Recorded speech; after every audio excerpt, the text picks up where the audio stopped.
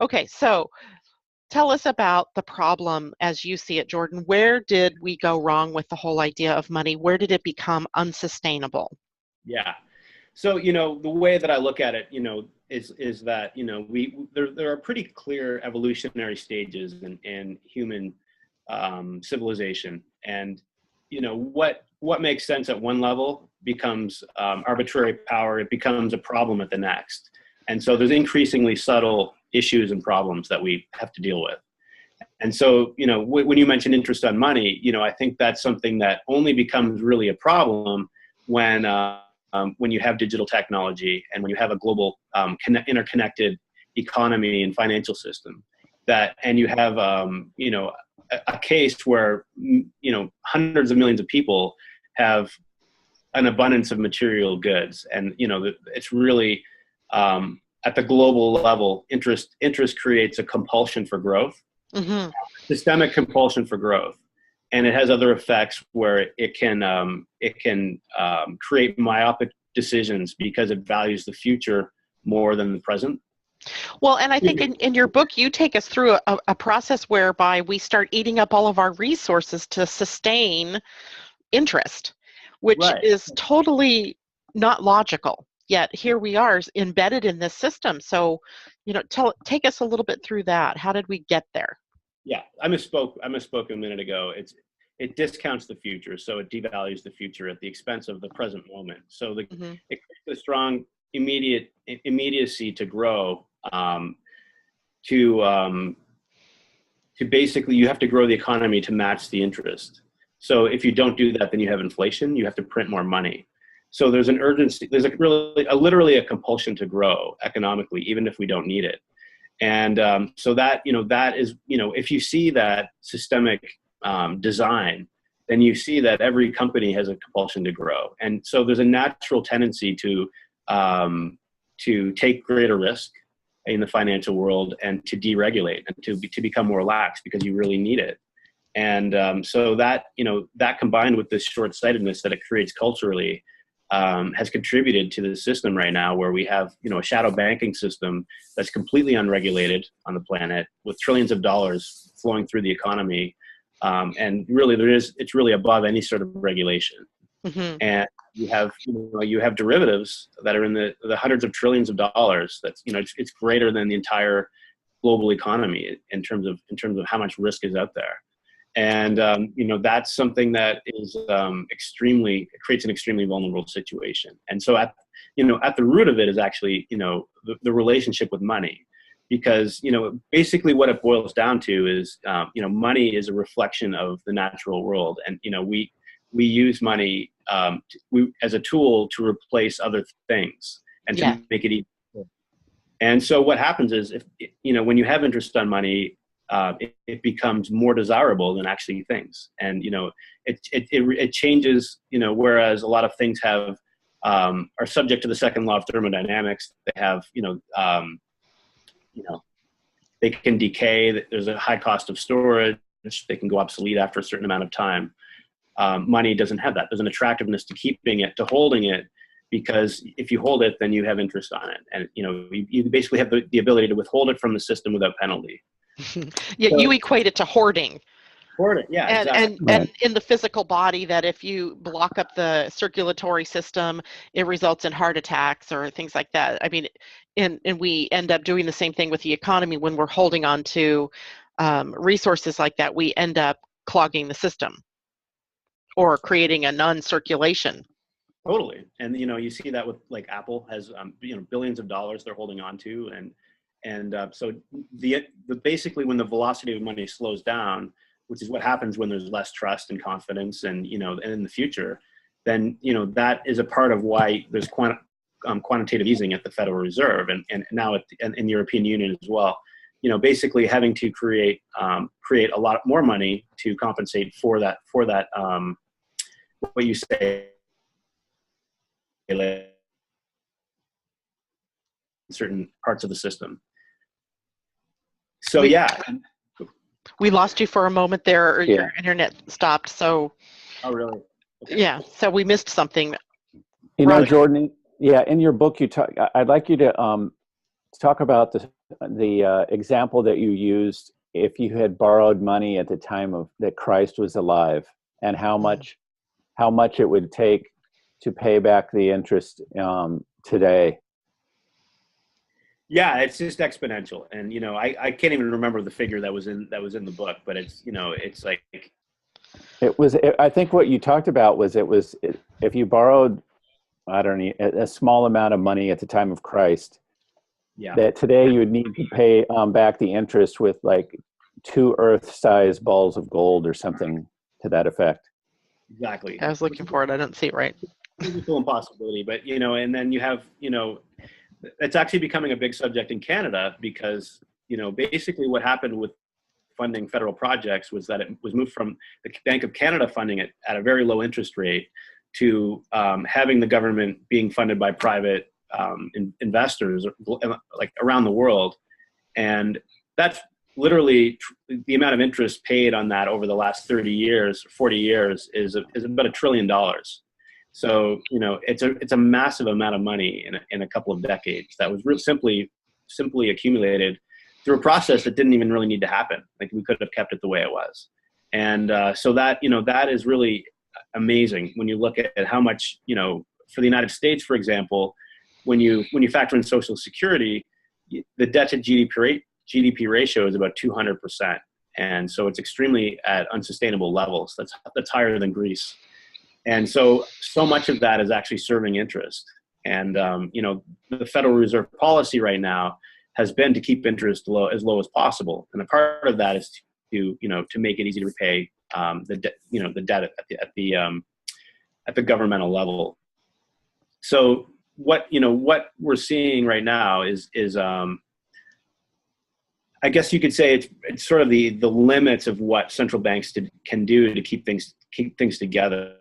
But as the economy starts to increase and come back to some degree of normalcy, there's a risk of overheating and then leading to inflation. So the Federal Reserve right now is talking about raising interest rates again, which would be I think probably catastrophic for the system. I don't think it can withstand an interest rate hike. How much are they talking about raising it? Like even 25 basis points, like a quarter percent. It's not high, but it's there's. But it would have a bad effect. Yeah, it would, and especially with some of the other, like basically everywhere else in the world, there's a race to the bottom, lowering, basically trying to devalue their currencies to increase economic activity. In Europe, China, Japan, everywhere in the world, really, it's going in the other direction. So all of this sounds like we are on some sort of hamster wheel going round and round, yeah. Right? That everything that we seem to be doing in the system as it currently stands is creating a new set of problems or taking us backwards instead of forwards and that kind of thing.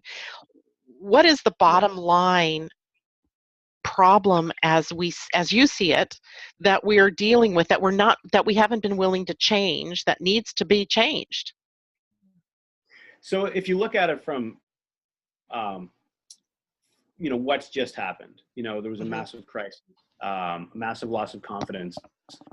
And so we've seen trillions of dollars being pumped into the system. A lot of it is just debt for future generations, just to keep things together.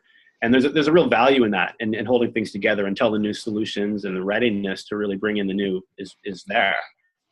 So what I guess I would say is that when all the money is being printed with quantitative easing, which is happening now in Europe, happening with the Federal Reserve, they've basically been doing it for a decade. Quantitative easing is essentially a compensation for the inability to have a negative interest rate. And so a negative interest rate, for example, when Janet Yellen was the chair of the Federal Reserve, or the president of the Federal Reserve in San Francisco, the model suggested that the interest rate should be negative 5%. So in essentially what you're doing is people have to pay money to deposit it. So, if you deposit your money and not use it, not spend it, not invest it, basically you're penalized 5%. And what that does is it allows the money to flow through the system much faster and more stably to disincentivize keeping holding on to it. And so in compensation for that, they had to print trillions of dollars to try to help restore the economy. And, they've had mixed results doing that. So, essentially the problem with, having a negative interest rate and within our society, when you have most of the money in physical cash, it's really hard to apply it. So you basically, it was really, it's all over the world. This is happening in Switzerland, in Denmark, different countries. There actually is a negative deposit rate. So when you do deposit your money, there's a penalty for leaving it there. And that's trying to devalue the currency is essentially what they're trying to do. But, what we're looking at through digital currency, it actually becomes possible to apply a negative interest rate across the board.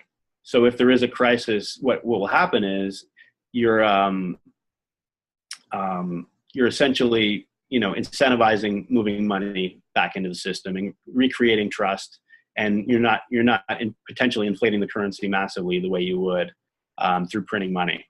So there's really no successful example of any country in the world in human history putting as much money as they have into the system like they have in the United States and come out of it on the other side successfully. So a negative interest rate doesn't sound attractive to people, obviously, being penalized for putting their money, Apple, their billions of dollars, if they actually had to pay to have that deposited, that's not attractive to them and their shareholders. But what it does from a systemic level, which is actually more important for everybody, we need a resilient economy. That's a tool that's actually possible to do.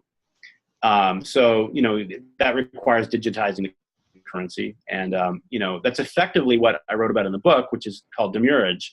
And I call it a circulation charge. But it's essentially, the idea is that, everything is subject to the second law of thermodynamics.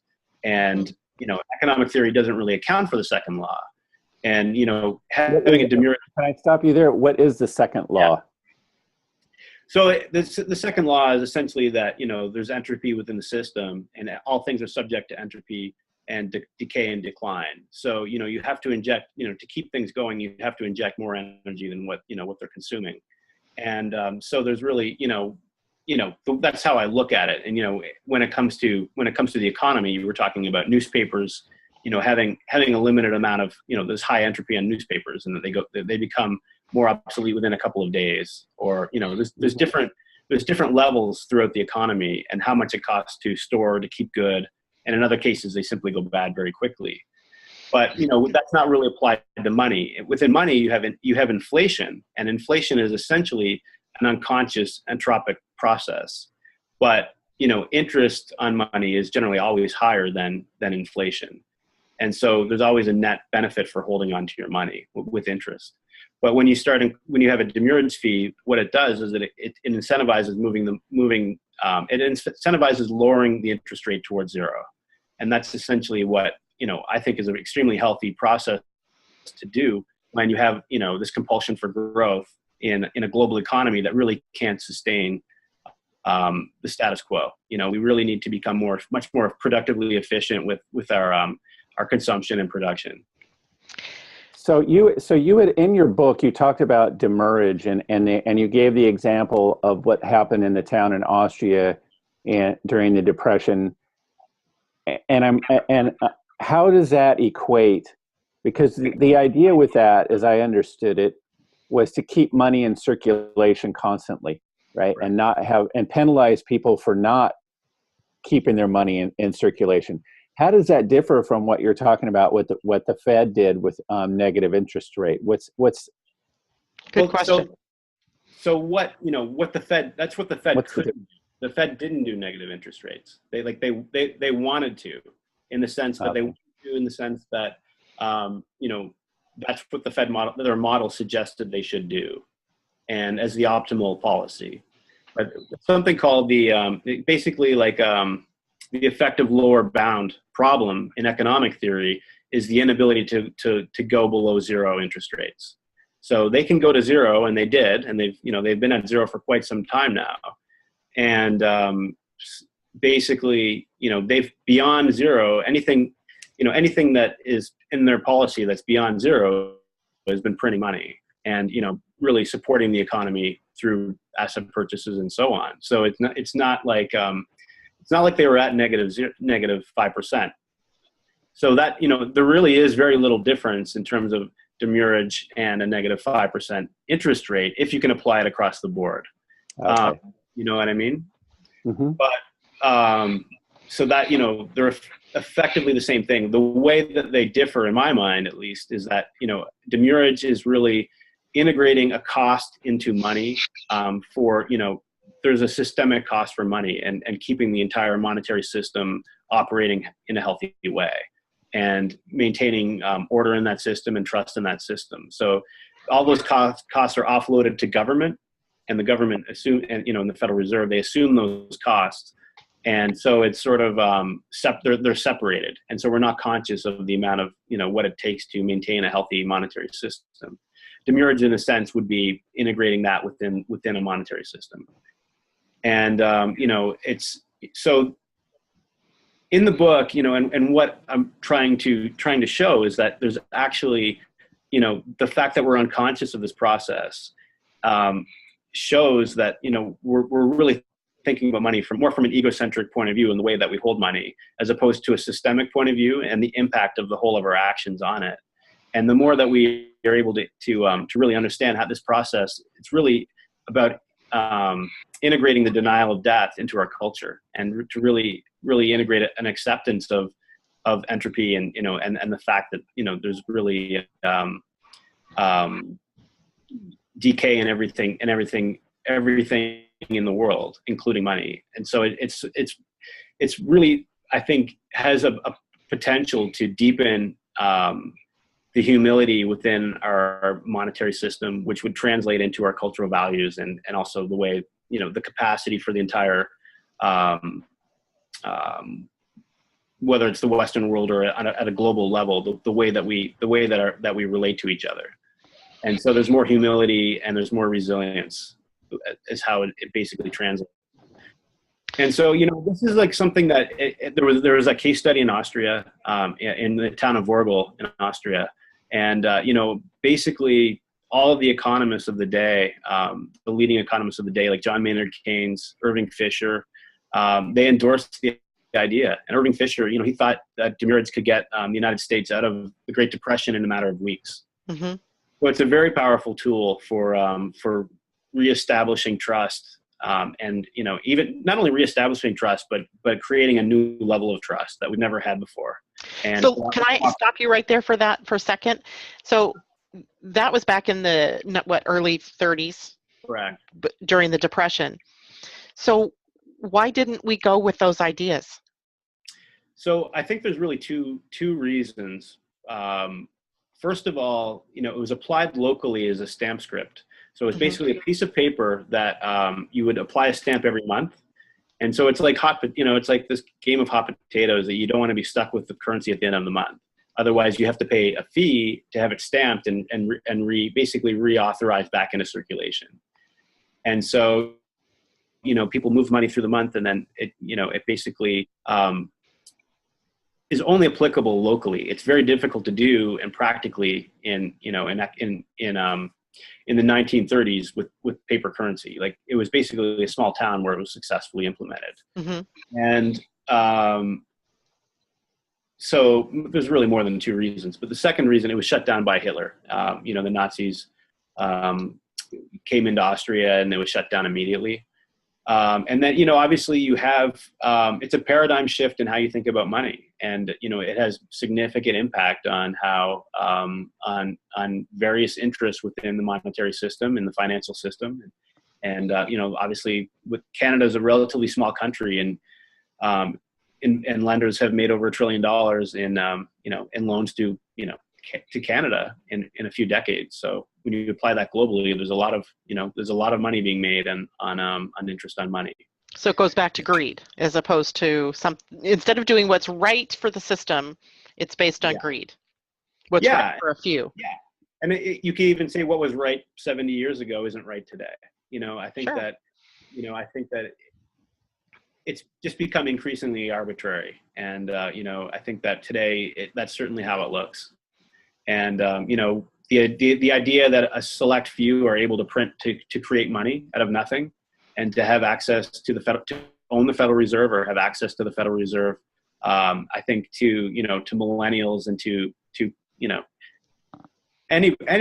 especially to millennials, but to anyone really, it just doesn't seem right anymore. With digital technology, it becomes possible to create something where everybody's a co-creator, everybody has an integral part of it, and everybody can benefit from it equally.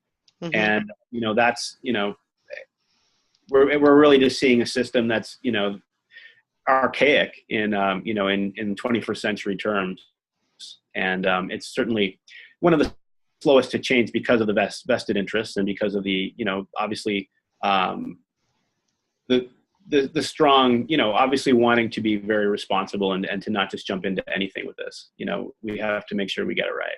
Yeah, and now going back to the experiment that occurred in Austria and Wurgel, it was a massive success because they employed the concept of flow, right? They had to spend the money or the stamp script, I think is what it was called, by what was it, a Wednesday or something, or they had to pay a penalty. So it was really about them using the money and keeping that idea of circulation. Correct.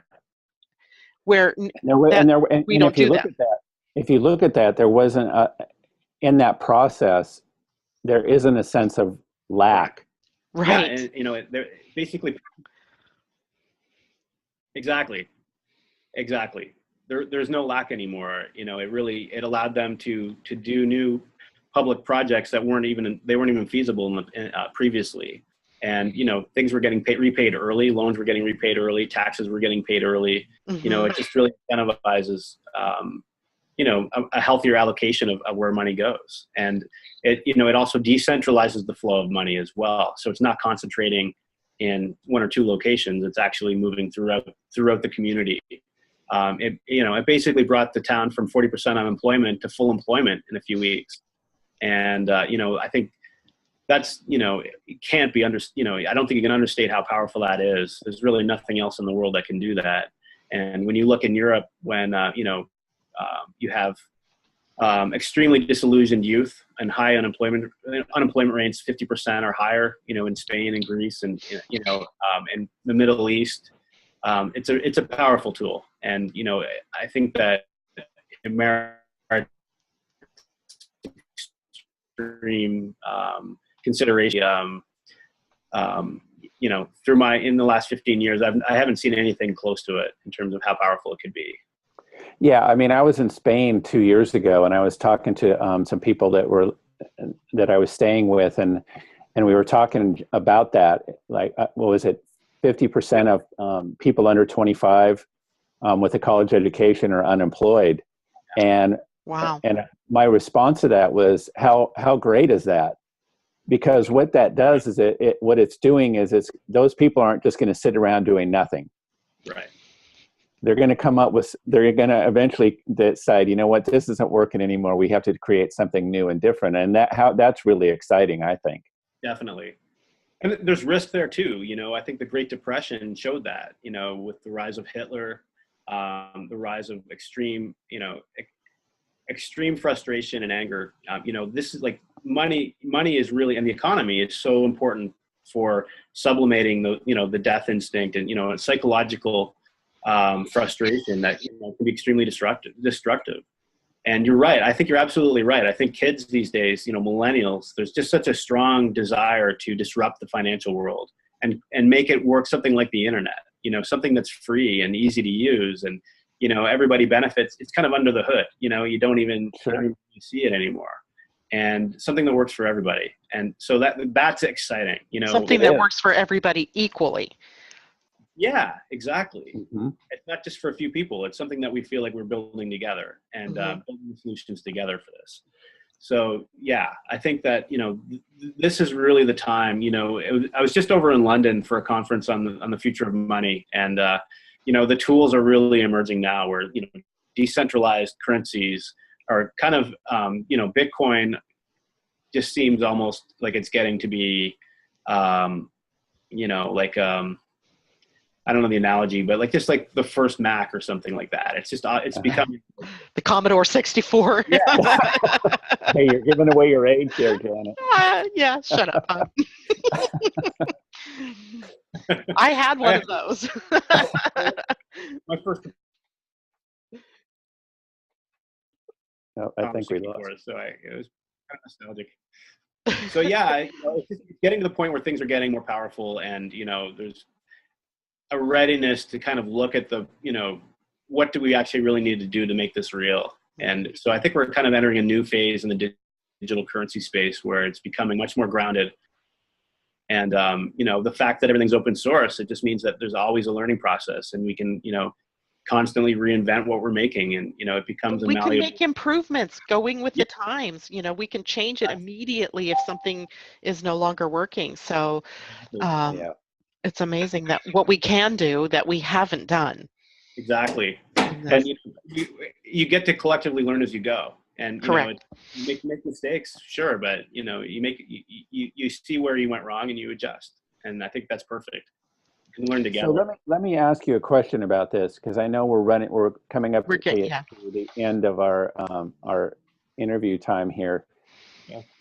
But for these new systems to be developed and come online, do you see that? Do you see the current system having to like completely crash and burn for that to happen, or do you see these two, the new one coming online as the old one starts to break down and fall apart and finally go away? It could go either way. I think there's a high likelihood of some pretty significant turbulence, and the biggest problem is that the U.S. dollar basically functions as a global currency, and the rest of the world is moving away from that pretty quickly. And China has trillions of dollars in U.S. dollars, and they would like to diversify into other assets, let's say. And I think that they are committed to no single national currency having that role. They want to see a basket of currencies. And so that's where we're moving. And I just don't think that we can move there without disrupting the system in the way it is, just because there's so much risk baked into the system. Geopolitically, I think there's a major risk with the United States, because if we do move off the dollars, I think that's very bad news for their capacity to function militarily. And, that would open significant power vacuums worldwide. I think, we hear about, there's obviously, I think we would probably all agree that the United States has made mistakes militarily in the last decade. Sure. But I think the value that they bring to potentially extremely antagonistic parts of the world, is taken for granted sometimes. So that will become more obvious when they aren't able to play that role. And so, the question for me, and what I'm looking at is really how do you maintain Western values as we go global, and the stuff that has made America a great country. The founding fathers and such an innovative, open, free country. How do we maintain that when you really have countries that are gaining leadership that don't really share those values? And so just wanting to make sure that we don't regress and block the sort of the evolutionary tip, basically the tip of the arrow, and the people who are really wanting to bring in the new systems. Like, how do we make sure that happens? And so, when it comes to what we have today, and what's kind of being built with millennials and sort of open source software, I think they're converging. And, I think that the problems that the central banks are facing are exactly, what the digital currencies have the potential to fix, and that I'm talking really specifically about negative interest rates and digital currencies. And so, like, basically the policy and the toolkit that Janet Yellen needs is really being made available by these new systems. So I do think there's potential for convergence on this. But I do, I'm sure it will take a decade or two to really start to go from here to there. So it's a fascinating time to be thinking about money. And, obviously it's something that, money has been something we've taken for granted in the way it works. And, I think it's an exciting opportunity for your audience, to really, really begin thinking about it and to be excited about it, because they're going to have a part of it. And, it's something that I think is going to enable everybody to understand how it works and really take a share in ownership of creating the new system. That's awesome. That's going to have to be the final word, I think, for this particular section. So the next time we meet, we're going to talk about what some of the solutions that you see might be and how we can work towards that. And then, of course, you have an upcoming book that we want to talk about as well. So we'll get together with you at another date and bring up that information. Any closing words you want to leave us with as far as for right now where we are? No, that's great. I think in the meantime, if it's possible to get questions, that'd be amazing. And great. It's I think it's over the next few months we're going to see a lot of changes. So it's just the perfect time to be talking about it. Absolutely. Thank you so much, Jordan. Thank you, Roger. Thanks, and Jordan. I look forward to our next visit. Thanks, guys.